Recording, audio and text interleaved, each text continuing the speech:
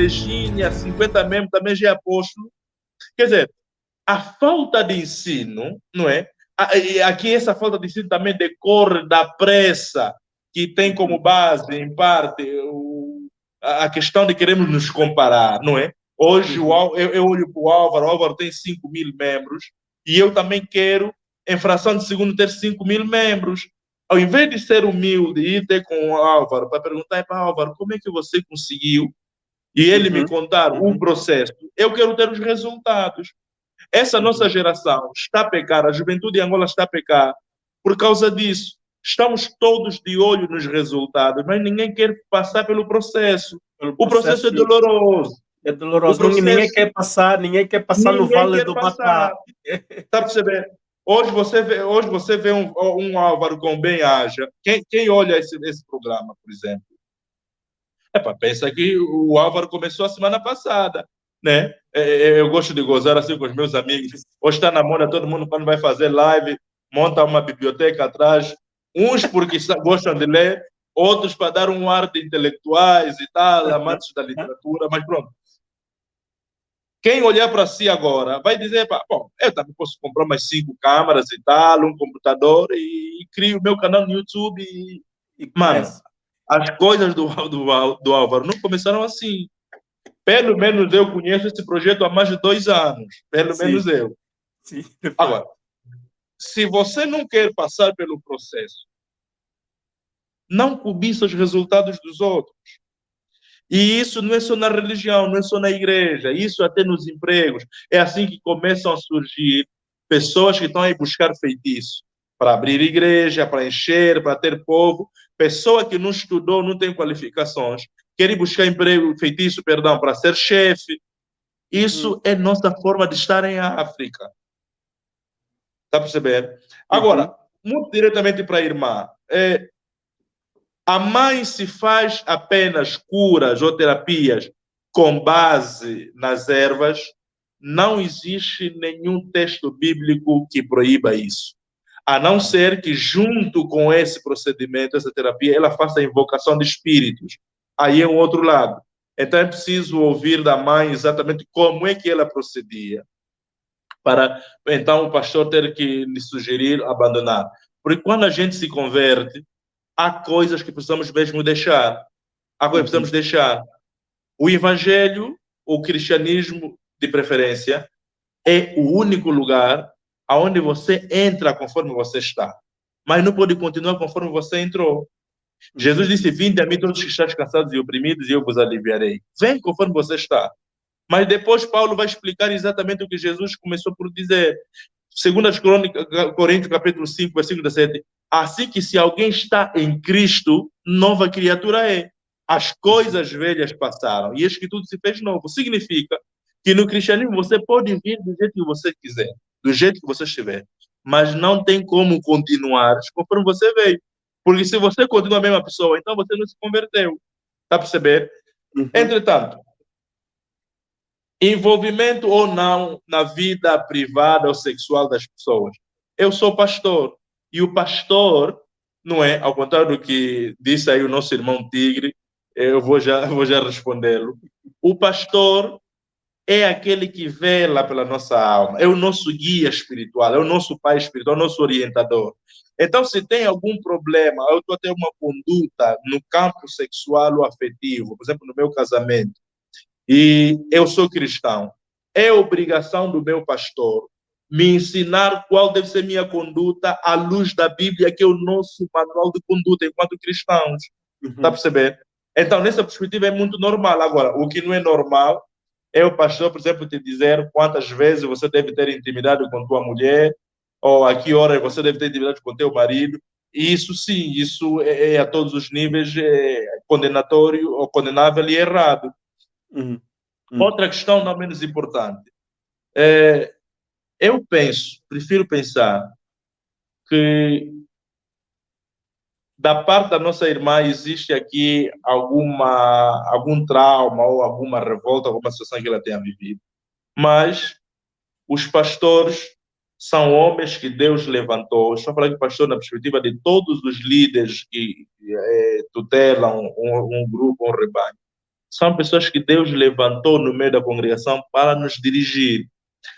Esses têm responsabilidade para conosco, ovelha ou rebanho, e também têm responsabilidade diante de Deus, que é o dono das ovelhas.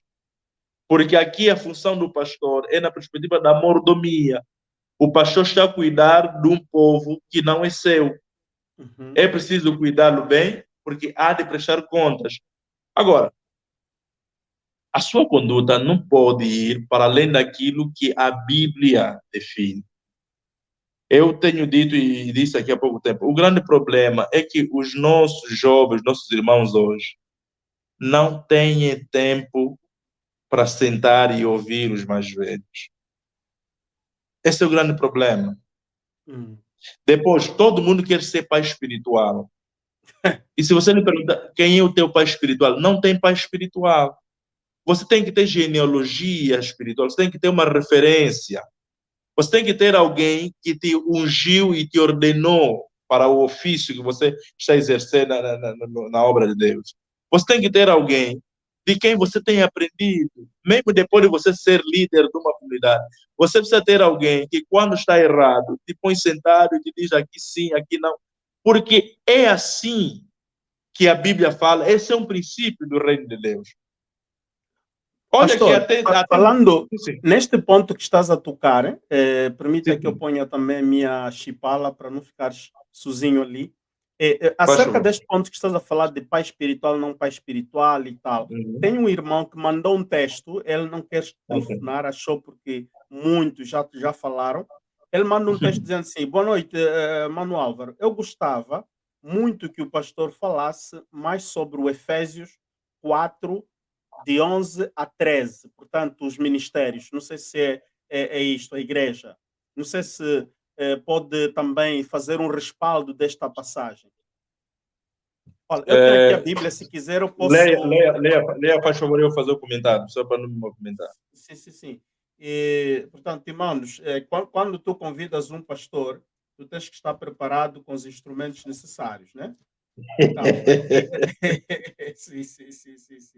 Eu sei como é que é, E, portanto, ele diz Efésios 4, de 11 a 13. Ele disse assim, né? E ele mesmo deu uns para apóstolos, e outros para profetas, e outros para evangelistas, e outros para pastores e doutores, querendo aperfeiçoamento dos santos para a obra para do o bom ministério, andamento da alma, para a edificação do corpo de Cristo, até que Amém. todos cheguemos à unidade da fé e ao conhecimento do Filho de Deus, a varão perfeito, à medida da estatura completa de Cristo. Amém. Pois bem, Paulo fala dessa realidade em dois momentos, né? Ele também fala sobre isso quando escreve para a igreja de Corinto e diz que quando Jesus ressuscitou, ele, ao subir ao céu, deu dons aos homens, a uns deu para pastores, e essa sucessão toda. É preciso dividirmos aqui os dons em duas classes. Existem os chamados dons ministeriais, não é? São esses chamados 5 clássicos, mas não são os únicos. Se bem que a igreja não explora muito os demais. São os dons de pastor, profeta, evangelista, apóstolo e doutor ou mestre. O pastor, a função principal do pastor é cuidar de ovelhas, é cuidar do rebanho. O doutor ou mestre é um exímio ensinador, geral e normalmente alguém com um trato natural de lidar com os detalhes mais profundos das escrituras. O profeta é aquele que é a boca ou a voz de Deus no meio dos homens. Aqui, abrir um parênteses para separar ou diferenciar o profeta do sacerdote, não é? O sacerdote no Antigo Testamento, mesmo hoje, é aquele que no Antigo Testamento ouvia os problemas do povo e ia levar diante de Deus no santuário. E hoje, para o nosso tempo, o sacerdote também é todo aquele líder que tem sobre si as cargas do povo e vai apresentá-las diante de Deus. Ou seja, todo pastor, todo líder é, por inerência de funções, também um sacerdote. Entretanto, temos o pastor, temos o profeta e temos o doutor, temos depois o evangelista. O evangelista é um exímio ganhador de almas, aquele que vai atrás das almas. O apóstolo é também um ganhador de almas, mas com um ênfase muito propriamente ligado à implantação de igrejas. É uma espécie de um implantador de igrejas. Por isso é que eu disse há pouco tempo que eu admiro apóstolos que têm só aí umas 50 ovelhas, não tem mais nenhuma igreja, e começou agora também já é apóstolo. Mas pronto, vamos respeitar, se bem que teologicamente eu acho um contrassenso. Então, Deus deu esses 5 dons por uma questão, primeiro, de organização e também para permitir que a igreja tenha todos os recursos para o seu normal funcionamento. Junto a esses dons, se ler a carta de Paulo, a primeira carta de Paulo aos Coríntios, no capítulo 7, capítulo 9, Paulo fala também sobre os dons do Espírito, ou os chamados dons espirituais, que tradicional e classicamente são 9, né? São divididos em 3 grupos. Chamado primeiro, dons de inspiração, dons de poder e dons de revelação. O que é que acontece? Deus separa o Álvaro, por exemplo, para o ministério. Entenda que ministério é serviço. Ou seja, um ministério é nada mais, nada menos, senão aquilo para o que você nasceu. Tem pessoas que nasceram mesmo para pastorear. Ele até pode estudar ciências, pode estudar, por exemplo, direito, mas no final do dia, a sua praia ou a sua água é mesmo pastorear. Junto a essa responsabilidade desse ministério, Deus vai agregar alguns dons espirituais para melhor equipar o seu servo ou o seu soldado para essa tarefa. Então, vai colocar nele, ou vai permitir que nele se manifestem alguns dons espirituais. Agora, há um elemento que hoje pouco se fala, mas é evidente. A chamada confluência ministerial. Por exemplo, você vai ver que tem alguém que tem um ministério, não é? O ministério apostólico, mas com uma graça profética. Ou seja, ele tem um ministério apostólico, mas ele, nas suas campanhas, ele é fluentemente usado no profético. Aqui, Deus vai como que fazer acumular, vai agregar ao ministério específico dessa pessoa uma outra manifestação de um outro dom ministerial, que é o dom de profecia, que é um profeta.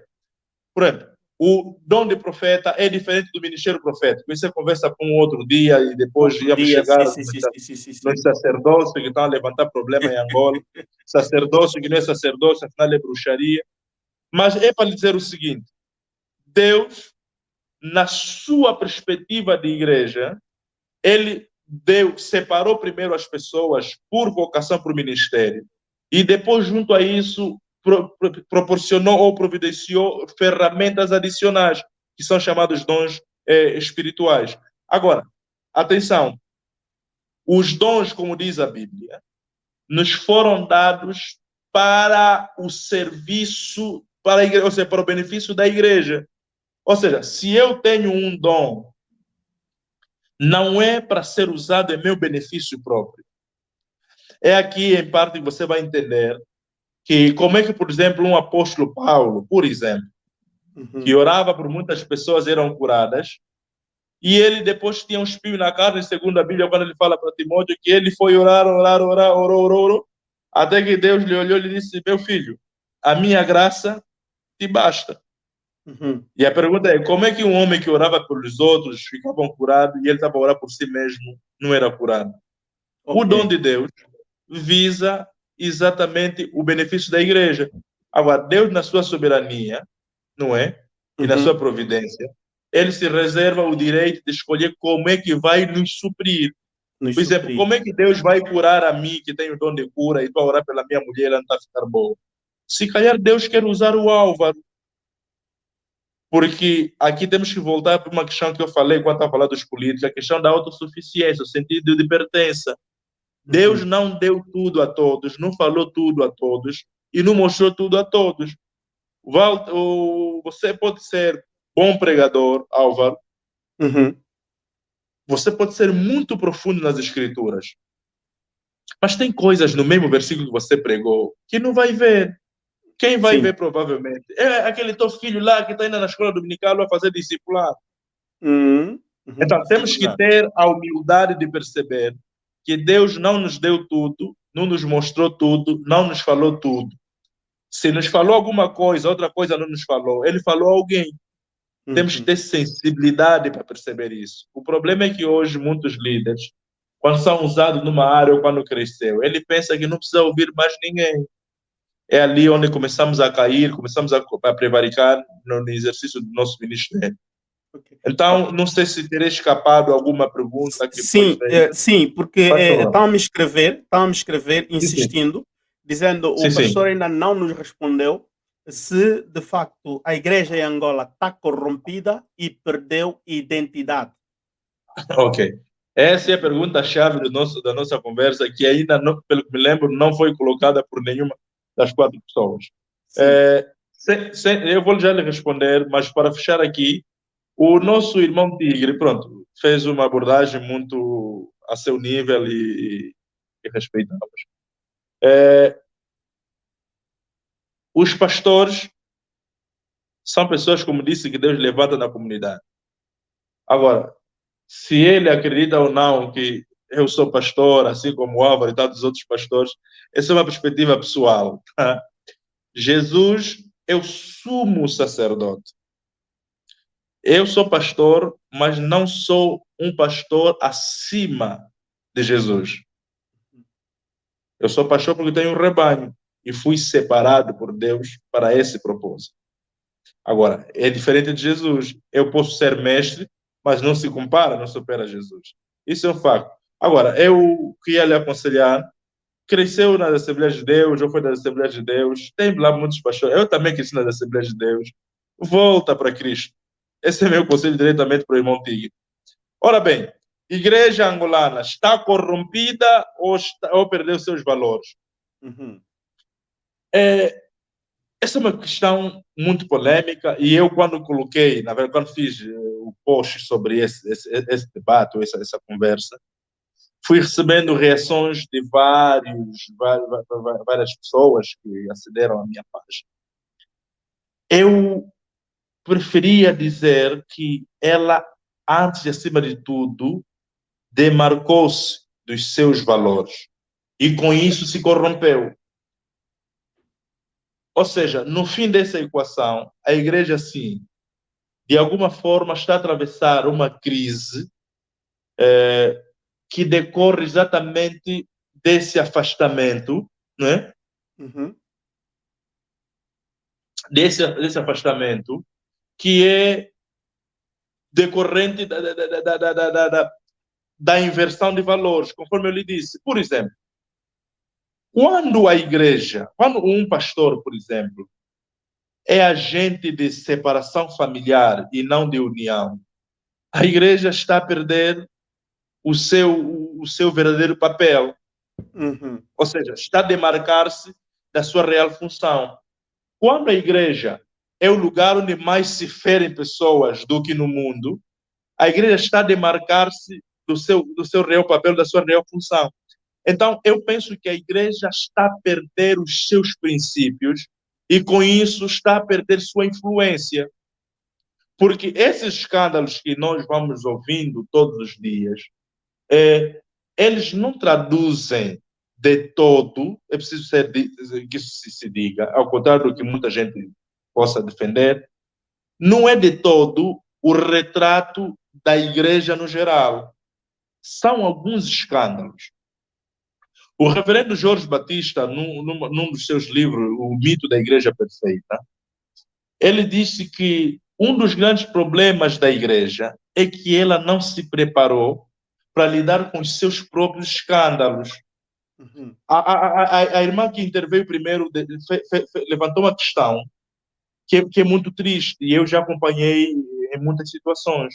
Situações em que, por exemplo, eu e o Álvaro somos irmãos ou somos amigos. Se você pecar e estiver sob disciplina ou for afastado, eu já não falo consigo, tá vendo? Eu já não lhe posso saudar, não posso andar contigo. O que a Bíblia fala, Salmos número 3, ou número 1, é que bem-aventurado é o varão que não anda segundo o conceito dos ímpios, não se assenta na roda dos escarnecedores, nem se detém nos teus maus caminhos. É roda dos escarnecedores. Ser um escarnecedor, um ímpio, é diferente, por exemplo, do irmão que caiu. Não é? O irmão que caiu precisa da nossa ajuda, assim como o ímpio precisa de mim para lhe poder pregar o evangelho. Então, sob hipótese alguma, o cristão deve cortar relações, quer com os ímpios, quanto com os irmãos que estão caídos. Agora, atenção, não cortar relação ou relações com os ímpios não significa fazer frequência dos mesmos ambientes, não é? E adotarmos a mesma cultura ou estilo de vida. Aqui estamos a olhar para aquela questão que a irmã levantou quando se fala do mundo ou do mundano. A questão, o termo mundano na Bíblia, ele tem duas conotações. Primeiro, João capítulo 3, versículo 16, a Bíblia diz que porque Deus amou o mundo de tal maneira que deu o seu Filho unigênito para que todo aquele que nele crê não pereça, mas tenha vida eterna. Esse mundo é o conjunto de pessoas que integram o globo terrestre ou a Terra toda, não é? É o conjunto de nações, é o conjunto de continentes. Agora, quando Evangelho de São João, Jesus está a orar assim, Pai, te peço, capítulo 15, te peço que os protejas do mundo, não lhes tires do mundo, mas lhes proteja do mundo. Aqui não é na perspectiva de nos tirar daqui do mundo, mas na perspectiva de nos proteger, de nos corrompermos com a forma ou sistema de conduta que se adotou entre aqueles que não obedecem à doutrina da fé que nós professamos. Por exemplo, quem não é cristão, para ele é muito normal ser casado e ter duas namoradas lá fora. Quem não é cristão, é muito normal trapacear, é muito normal falar mal dos outros, é muito normal ele adotar qualquer meio para atingir um certo fim. Isso para ele é normal. E junto a ele, pessoas que também têm a mesma perspectiva, não têm um padrão de conduta nos termos da Bíblia ou da palavra de Deus, acham normal. Eu, como cristão, não devo adotar essa conduta. Então, esse tipo de ambiente, para esse tipo de ambiente, eu nem sequer posso fazer parte. Então, é essa perspectiva. Não é que você não deve falar com as pessoas, tá? Agora, a igreja está a demarcar-se os seus valores, como disse há pouco tempo. Sim. Mas ela ainda é a reserva moral da sociedade. Entretanto, há um aspecto nessa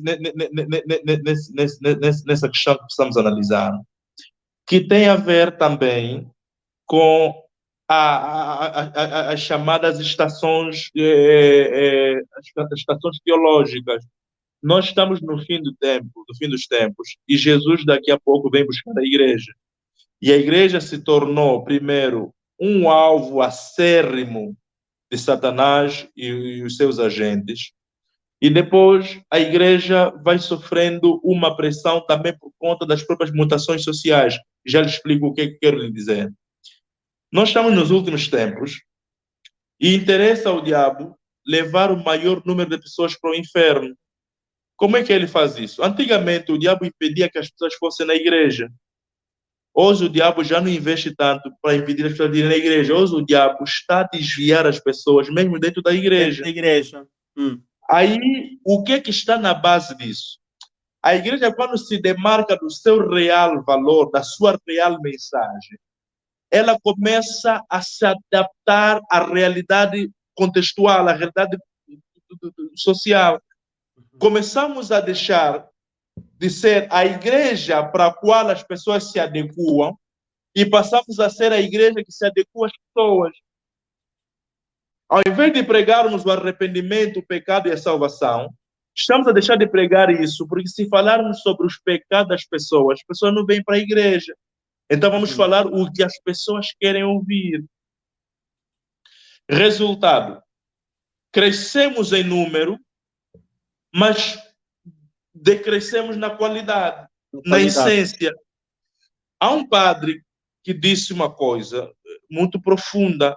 Ele diz que ao domingo as ruas ficam vazias e os templos estão cheios, mas à segunda a sociedade procura pelos cristãos.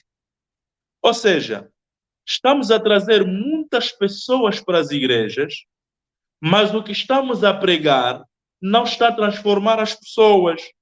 E como não está a transformar as pessoas, lá fora a sociedade está a cobrar o perfil do verdadeiro cristão e da verdadeira igreja. Em parte, com isso, começam a surgir esses e outros escândalos que vão fragilizando a igreja. Porque como nós trocamos a mensagem, nós invertemos a nossa missão, nós, de alguma forma, negociamos a nossa essência. Então, quem espera de nós está a sentir um vazio, precisa nos ouvir.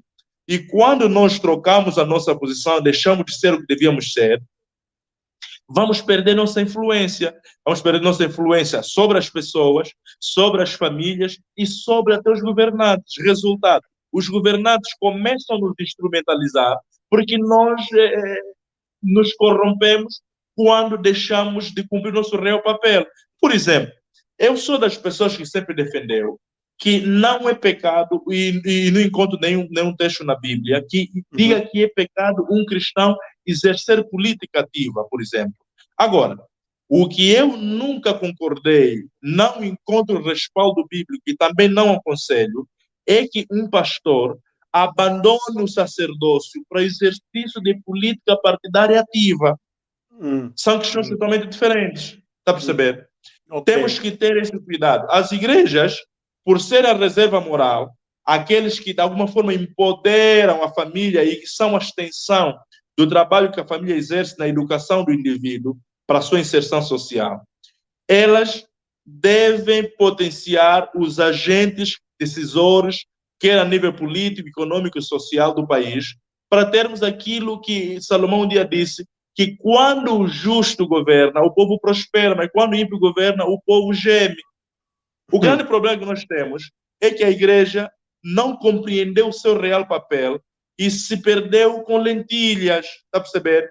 Esaú, que por causa da fome vendeu a sua primogenitura por causa por um prato de lentilha, e logo está aqui a andar às voltas sem perceber que se demarcou do seu papel para o qual precisa voltar.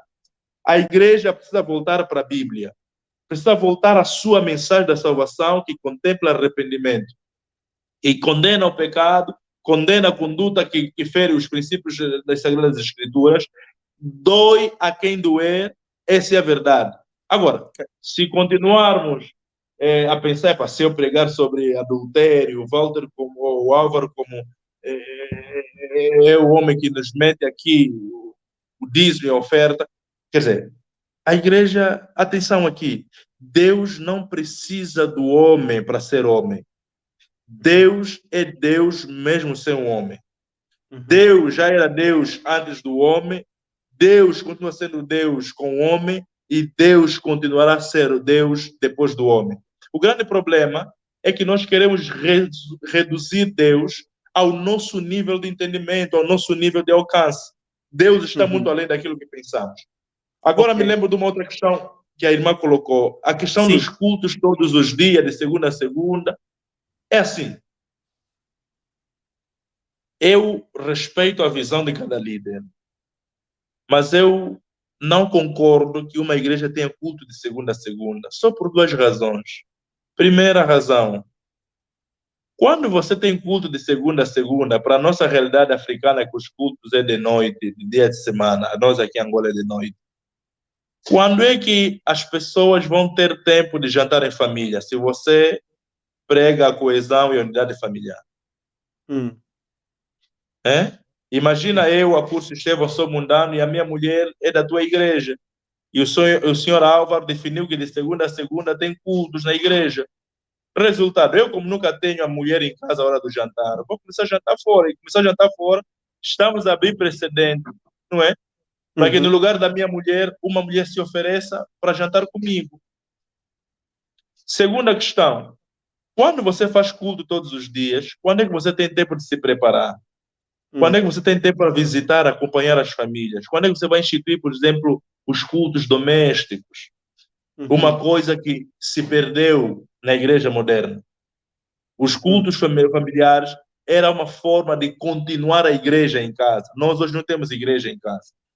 Por isso é que se diz, antigamente as pessoas, as famílias oravam juntos em casa, hoje não se ora junto em casa. O marido se ora, vai no quarto, ora, se ora só com a mulher, os filhos não oram, porque cada um, agora com as internet, o smartphone e companhia, cada um tá no TikTok, está não sei aonde, não se tem sequer 30 minutos para a família orar. E o pastor tem culto de segunda a sexta, ou de segunda a segunda. Este é um tema muito interessante que vamos abordar e vou chamar mesmo o pastor para poder estar conosco, abordar essa questão no seio da família, como, portanto, podemos estimular, não é, aquela coesão familiar nessa era moderna. Pastor, mesmo para terminarmos, porque não quero gastar a sua saliva, esta é a última pergunta. É a última pergunta e também pode ser respondida de uma forma muito sintética. Angola precisa de Deus, depois de toda essa fotografia que temos, que é uma fotografia que quase todos nós temos feito todos os dias. Mesmo quem está na diáspora vê. Quem está em Angola melhor do que nós até, porque a resolução é muito mais, não é, clara. Angola precisa de Deus. O que é que Angola precisa para se tornar um país melhor? Primeiro, eu penso que é hora de todo cidadão,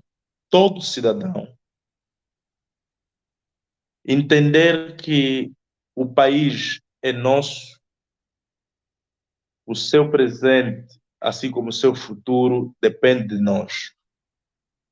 É preciso entendermos ou desenvolvermos o sentimento de pertença. Esse é o nosso país. Depois desse, não temos nenhum outro. E todos nós somos chamados a contribuir na área em que estivermos. Os políticos não são donos do país. Os políticos são nossos representantes, são entes aos quais nós confiamos certas responsabilidades na gestão do país.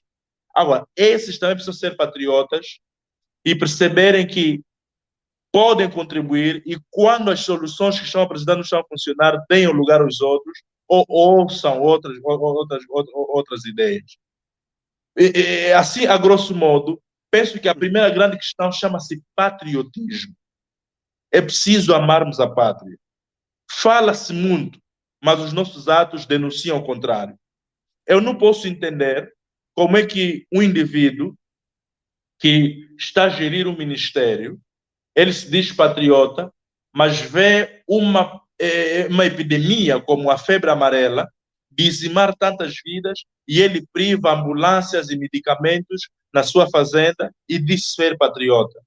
Eu não entendo como é que você consegue ser patriota quando percebe que o país, por exemplo, na tua comunidade, não temos escolas, não temos hospitais, não é? E você não consegue sequer se juntar ou desenvolver uma ideia com outros amigos para poder desenvolver. E mais, temos outro problema que é mais grave.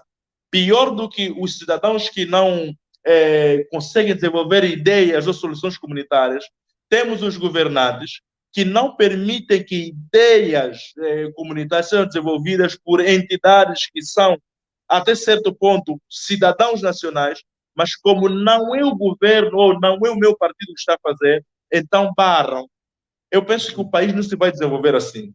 A igreja tem que orar, a igreja precisa desenvolver seu papel, mas antes do que orar, a igreja precisa exercer sua diplomacia e influência junto dos órgãos decisores. Não é ir lá pedir favores, é convocá-los, colocá-los sentados, dizer, devemos fazer isto, assim, assim, assim. Do contrário, se não estiverem a ouvir, nós, os pastores, temos vez, temos voz de poder influenciar até nas urnas. Um pastor, mais do que fazedor de opinião, é um influenciador de opinião. É um líder de influência. O problema é que nós, como trocamos esse nosso poder por um prato de lentilha, como disse há pouco tempo, então estão a nos brincar. Não podemos permitir que o político consiga falar do pastor ou possa falar do pastor de qualquer maneira. Mas isso está acontecendo por quê? Porque, infelizmente, nos dividiram e temos até entre nós pastores que, quando você defende isso, ele vem contra você. Está a perceber? Uhum. E aqui depois criam-se outras instituições que, ao invés dizem ser instituições para eclesiásticas ou eclesiásticas, e depois a sua tese é mais política do que exatamente cristã ou religiosa. Então, penso eu que nós precisamos colocar cada pessoa no seu devido lugar, a igreja fazer o seu papel, o cidadão, no geral, cumprir com sua obrigação, fazer, prestar o seu contributo, e assim o país vai se desenvolver. Os políticos não são os donos do saber e não têm todas as soluções. Políticos precisam do cidadão, o cidadão precisa do político e juntos fazemos uma Angola melhor. Que Deus, então, abençoe Angola, que Deus abençoe a todos os cidadãos filhos desta pátria, quer os que estão em Angola, quanto estão na diáspora, e que, como orou Abacuque, que o Senhor venha avivar a sua obra e no meio dos anos a notifica. Amém. Amém. Muito obrigado, pastor. E eu gostaria de perguntar a todos os manos que estão aqui no chat ou na chat, que estão aqui também a fazer um debate paralelo àquilo que o pastor está a dizer, embora que estão a acompanhar tudo que o pastor está a dizer. Eu quero saber, vocês gostaram dessa conversa com o pastor? Se vocês gostaram, por favor, escrevam mesmo aqui no chat, gostei, gostei, gostei. Queremos entender se de facto a coisa foi do vosso agrado, se o pastor esteve à altura. Temos aqui uma chamada, mas estamos mesmo a fechar.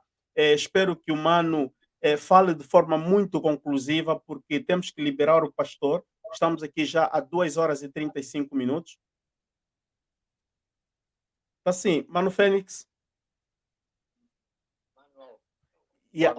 Olha, muito sinteticamente mesmo, porque, mano, já estamos a 2 horas e 35, temos que liberar o pastor. Não, eu também a controlar. O pastor até já estava a despedir, mas eu queria só que o pastor, em 5 minutos, falasse como ele faz parte da ordem, né? Ou trabalha, né? Uhum. Do ambiente jurídico da ordem dos pastores. Uhum. Que ele falasse em 5 minutinhos ou 10 minutinhos da postura do pastor BM Samuel. E ele, como parte da ordem, né? dos pastores, ou faz parte do gabinete, o que a igreja ou essa organização está a fazer, só para não tocarmos no outro ponto, porque o BM Samuel atualmente, o escândalo está ali, todo mundo conhece, as relés estão ali, ele próprio assume, inclusive falou que Jesus é feiticeiro e a igreja dele concordou também. O que o pastor tem a me dizer sobre a postura do BM Samuel em 10 ou 5 minutinhos ou 8? E o que vocês, como a ordem dos pastores, né, de Angola ou whatever, se é só de Luanda, estão a fazer para dar tratamento a isso? Obrigado, Mano Álvaro, e muito boa noite a todos que estão a nos acompanhar. Ok, muito boa noite, Mano, muito obrigado, Mano Fênix. O Mano Fênix foi mesmo sintético. O Mano Fênix tem nos animado aqui. De facto, pastor, se tem mais um Mano. São pessoas que eu não posso não responder. Mano Ageu, também pode ser sintético, porque vamos deixar o pastor ir repousar. Amanhã é outro dia de labuta. Vamos ser sintéticos, por favor. Ok, obrigado pela palavra, irmão. Boa noite ao Bem Anja, boa noite ao pastor e todos os ouvintes do Bem Anja. Bem, a minha questão que eu tenho para colocar no pastor, o pastor aqui, quer dizer, deu meia volta ao dizer qual é o papel da igreja em Angola, principalmente qual é o papel da igreja em Angola. O pastor aí fugiu muito do assunto. Mas vamos dizer, Se dizem que a igreja são parceiro número 1 do Estado, nós sabemos que em Angola houve uma eleição fraudulenta, todos nós sabemos fraudulenta, e qual foi o papel da igreja? Se nós acompanhamos a República Democrática do Congo, a primeira boca que se soou foi da igreja dizer que houve fraude. Não adianta haver fraude, porque já o resultado indica quem venceu. Mas para haver mudança do governo, a igreja na República Democrática do Congo exerceu um papel preponderante. É outra minha questão. Sabendo que o pastor faz parte é membro dos advogados, não, será que o pastor ordem dos pastores? A ordem dos pastores, obrigado. Ordem do pastor. Será que eles não sabem o que o BM Samuel tem feito errado e continuam a deixar ela fazer essa maracutaia e enganar o povo? Qual é o vosso papel, afinal? Essa era a minha questão. Muito obrigado. Ok, muito obrigado, Ageu. Também é um outro jovem muito forte e jovens que amam da verdade e querem, de facto, ver as coisas a melhorar no nosso país, embora que todos nós queremos. Pastor, tenha bondade, por favor. Ora bem. E peço já desculpa por estarmos aqui a delongar. Não, sem problemas. É o seguinte, pronto. Eu vou responder a segunda pergunta do Ageu, porque a primeira pergunta... Pronto, vou responder a primeira pergunta do Ageu, porque a segunda pergunta é parecida com a pergunta do primeiro, o irmão que lhe antecedeu. O que é que acontece? A Ordem de Pastores Evangélicos de Angola, ou melhor, a igreja é o parceiro social do Estado, sim. Há um problema que nós temos em Angola, conforme eu disse, se calhar não terá percebido, e volto a repetir. Nós temos um problema em Angola, que é o problema da fragmentação da igreja, não é? Ou da divisão da igreja. Uhum. Nós temos líderes religiosos, não é? Que, de alguma forma, não é que gozem de simpatia, mas cederam a um ou outro partido político. E aqui vamos falar concretamente do partido da situação, o MPLA. E por causa da sua promiscuidade, o seu nível de comprometimento, perde-se moral para questionar uma outra situação. Por isso é que eu disse no princípio, se me perceberam, que o grande problema em Angola, ou da igreja em Angola, reside na estratégia. Ela é silenciosa, mas é uma coisa muito funcional, de olhar quem é o pastor que concorda conosco, então esse é nosso. Quem é o pastor que não concorda conosco e continua a pregar a sua verticalidade? Quando você continua, você se torna um alvo a bater. Se não se imputa sobre si algum escândalo, não é? Se vai infiltrar na instituição que dirige e se fragmenta. Aí você vai ficando fragilizado. É assim que se conseguiu como que penetrar no seio da igreja em Angola. E os nossos mais velhos, muitos deles, perderam a capacidade de chegar e poder se afirmar, como o Desmond Tutu fez na África do Sul, como o mais velho aqui no Congo fez, e tantos outros líderes, por exemplo, como Silas Malafaia fez no Brasil, e tantos outros líderes pelo mundo afora. O nosso problema é que quando um líder aparece, por exemplo, para chamar a atenção, no caso concreto da fraude, mas pronto, aqui a questão da fraude também é muito subjetiva, e alguém já disse que eu trabalho no governo, felizmente não sou funcionário público, eu faço uma leitura muito pessoal e a nível daquilo que eu entendo sobre as questões. Fala-se de que houve fraude. Entretanto, quando um pastor se levantar, ou se um pastor se levantar, por exemplo, para falar de fraude, isso aconteceu, não teve tanto mediatismo, mas aconteceu. Se um pastor se levanta para falar que houve fraude, o grupo de pastores que de alguma forma estão comprometidos com o MPLA pode até fazer a conferência de imprensa e dizer que não houve fraude. Vende-se a ideia de que aquele pastor está errado, ou seja, que a luta agora é entre os pastores. A culpa é exatamente dos pastores, que não se permitem, ou que se permitem, perdão, instrumentalizar a esse nível. Eu concordo consigo que nós temos que ter a voz da igreja em Angola. Temos que ter a autoridade que fala pela igreja. O Estado, os políticos não podem fazer o que quiserem nesse país, como se fosse o quintal da casa da mãe ou do avô, como se fosse alguma coisa que herdaram do seu bisavô. É preciso ter percepção de que eles são servidores públicos e nós, o povo soberano desta nação, lhes confiamos esse poder, esse mandato, conforme até consta do seu próprio juramento. Então, é preciso que a igreja volte à sua essência e se consiga afirmar. Mas essa é uma responsabilidade que eu, como pastor em Angola, e como jovem, como intelectual, como acadêmico, vou vos dizer, não se pode mais atribuir aos mais velhos. Essa é nossa tarefa. Nós, a nova geração de líderes religiosos em Angola, é que temos que fazer o caminho da igreja do futuro, alinhado àquilo que também é o país que queremos.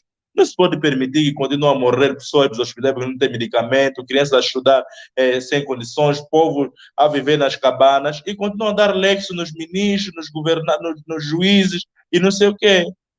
Isso, e ninguém fala nada, ninguém faz nada, não é? Há escândalos atrás de escândalos e chega um político qualquer e vai dizer que em Angola não temos crise. Isso é absurdo. Então, temos que nos posicionar como igreja. Esse é um aspecto. Agora, falando sobre a questão do BM Samuel, a OPA é a Ordem de Pastores Evangélicos de Angola. Ela tem, dentro do seu estatuto, do seu regulamento interno, mecanismos de disciplina aos afiliados que pautem por uma conduta lesiva à deontologia do ofício ou deontologia pastoral.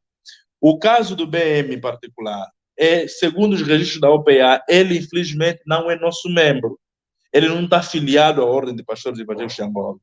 Mas houve uma situação, pronto, penso eu que foi pública, porque aquilo esteve nas redes sociais, onde ele, numa conversa, ele dirigiu-se ofensivamente contra um outro pastor.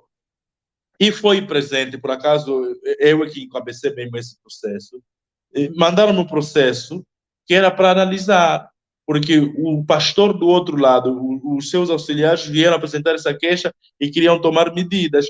Então nós fomos, convocamos as partes, não foi possível fazer uma reunião conjunta, mas fomos ouvir as partes separadas e houve um esclarecimento, quer de uma quanto da outra parte, houve um reconhecimento e assunção de culpa da parte do profeta BM e até um retratar. Agora, o conjunto de vídeos que vão rolando, onde ele chama Jesus de feiticeiro, outros materiais informativos que vão sendo divulgados, eles têm sido acompanhados pela OPA, sim, e nós, em sede própria, estamos a dar tratamento. Já tivemos um primeiro encontro com o BM Samuel por causa daquela questão que nos chegou, que eu falei há pouco tempo. Agora, esse conjunto de situações, estamos a dar tratamento. Mas depois, nem tudo que se veicula sobre os pastores, não estou a falar que sou do bem dos pastores, também é verdade. Porque há muitas situações que passam aí na mídia, quer digital quanto tradicional, sobre pastores, que quando a gente vai atrás para fazer a cariação, para fazer uma diligência, percebe que houve informação manipulada. Por exemplo, houve um caso que passou no noticiário aqui, só para terminar, de um suposto pastor que vinha do Brasil para Luanda e foi detido no aeroporto internacional com 8 quilos de cocaína. Uhum. Eu, pessoalmente, encabecei a equipa da Ordem de Pastores Evangélicos de Angola, fomos fazer diligências, e percebemos junto do SIC que esse indivíduo nem sequer estava detido e nem era pastor. Mas a notícia já correu. Então, há aqui também uma intenção de se fragilizar a igreja, de se atacar a igreja, por meio da desacreditação ou descredibilização da imagem do pastor, consequentemente da imagem da própria igreja. Mas o caso particular do BM Samuel é um caso que estamos a acompanhar com bastante preocupação a nível da OPA, e nós temos estado aqui a articular com outras instituições que é para encontrarmos, então, a melhor forma de dar tratamento a essa situação. Ele é, de uma ou de outra forma, enquanto líder religioso, enquanto pastor, ele é nosso irmão e temos que ajudá-lo ou temos que tratá-lo para que ele se possa, então, ajustar aquilo que é a normalidade do exercício do próprio ministério. Mas eu penso que a OPA não está a virar as costas a isso, nós estamos atentos, mas nem tudo que sai na mídia é verdade. Há coisas que de facto são manipulações. Um dos assuntos que vocês mencionaram aqui, nós fomos, por exemplo, conversar com o Ben Samuel, pegamos o vídeo verdadeiro e é um vídeo que sofreu corte, faz-se manipulação e vocês que lidam com essas coisas sabem muito bem. Por exemplo, mesmo esse vídeo que eu estou a fazer, vocês podem fazer manipulação, não sei se é corte, se é edição, não sei como vocês chamam, e depois montar uma peça que vai vender uma outra ideia que não era a ideia que eu queria passar. Mas, no essencial, estamos a acompanhar todas as situações, a questão do BM também não é exceção. Ok. Pastor, muito obrigado. Nós fechamos aqui as perguntas. Mesmo se alguém telefonar, neste momento não se abre mais nenhum telefonema. Só para dar aqui mais um dado ao pastor e a todos os nossos amigos que estão a nos acompanhar aqui no chat e na live, que estão a seguir a partir de suas casas, suas residências, talvez alguém está a trabalhar.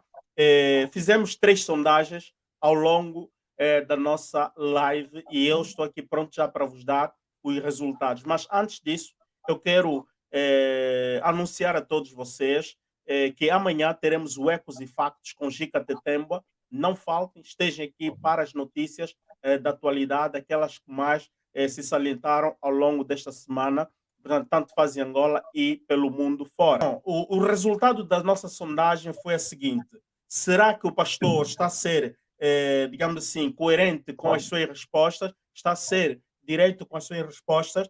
Aqui o pastor teve sim, 46%, não 54%. A segunda sondagem, perguntamos: o conteúdo de facto está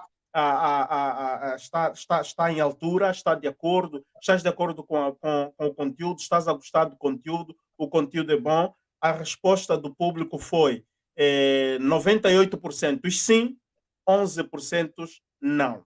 A última sondagem foi: será que podemos voltar a convidar o pastor para estar aqui novamente conosco? Olha, o dado que eu tinha antes de verificar agora era 92% e agora o dado está em 93%. Pastor, então aqui a Arena aprova que o pastor possa voltar aqui para mais uma vez nos brindar com o teu entendimento e, portanto, continuar esse percurso juntamente conosco. Muito obrigado, pastor. Muito obrigado a todos vocês. Quero agradecer a Angolano USA, Katiavala Metu Hotep, Patrícia, Waki, Zingamband, são tantos, Soraya Roque, que é o Mano Fênix, portanto, como é que é? O Pereira, Alquebulan, portanto, onde é que está? Vi tantos nomes que são muitos, vossos comentários são tantos. Quero, de facto, agradecer a todos vocês. Pastor, mesmo para fechar, eu dou sempre 1 minuto, 2 minutos para tuas palavras de consideração desta live e não só algo que está dentro de ti e gostarias de comunicar aqui ao nosso público. Tenha bondade, pastor. Pronto, eu, antes de mais, quero agradecer o convite. É sempre um prazer poder servir o país, servir o próximo. E pronto, ficamos um pouco aliviados, pelo menos, porque, pelo que nos disse, procuramos prestar o nosso contributo. Agora, eu penso que Angola é o nosso país e nós precisamos ser capazes de elevar a nossa maturidade e idoneidade, quer seja política e intelectual, ao nível de percebermos que o país está acima das nossas diferenças, está acima das nossas opções político-partidárias. O país é nossa responsabilidade. Se nós somos filhos desta nação, precisamos então assumir a nossa responsabilidade para podermos legar às próximas gerações o melhor ambiente. Eu não sei qual é a tua perspectiva quando falas do legado que a geração anterior nos deixou, cada um tem sua opinião. Então, eu tenho filhos e eu gostaria de deixar uma Angola melhor para os meus filhos. Hoje estamos a viver um problema social muito grave, que é o êxodo massivo. Agora, não é só do capital humano, na perspectiva de quadros qualificados, é que todo mundo, quase todo mundo, quer sair de Angola. Eu sou dos que defendem que não precisamos sair todos, mas não estou contra quem saiu ou contra quem sai. Eu gostaria que pudéssemos todos juntos trabalhar, os que estão fora, os que estão dentro do país, para criarmos as melhores condições. E que os que estão fora, quando puderem, então, regressar para podermos juntos continuar a desenvolver o país, que é de todos. Então, bem-aja a todos, que Deus abençoe cada angolano e que Cristo seja o Senhor de todos, porque é o único meio para a salvação de todo aquele que crê. Estamos juntos. Estamos juntos, pastor. Muito obrigado, pastor, com essas palavras muito encorajadoras, sábias e inspiradoras. E tem sido sempre a nossa mensagem também aqui no Bem-Aja. Nós devemos amar o nosso país. É por isso que temos este programa, a conversa do nosso quintal. Angola é o nosso quintal. Como bem disse Talibã, num dos seus sketches, mas que lançou também uma mensagem muito interessante, os 1.246,700 quilômetros quadrados, essa é uma terra, esse pedaço de terra é nosso, é de todos os angolanos. Como bem disse o pastor, vamos amar Angola, não vamos, muitos querem sair de Angola, sim, quem sair, tudo bem, mas não vamos esquecer que saindo estamos a abandonar aquela terra para outras pessoas. Quem são essas outras pessoas? Se cada um de nós está consciente que Angola é nossa, então vamos amadurecer o nosso senso de patriotismo e cada um faça o melhor para aquele país. E com isso quero agradecer a todos vocês e nos vemos amanhã no Ecos e Factos. Um abraço, boa noite a todos, um bem-aja, um coração, que Deus abençoe a todos nós. Tchau, fomos!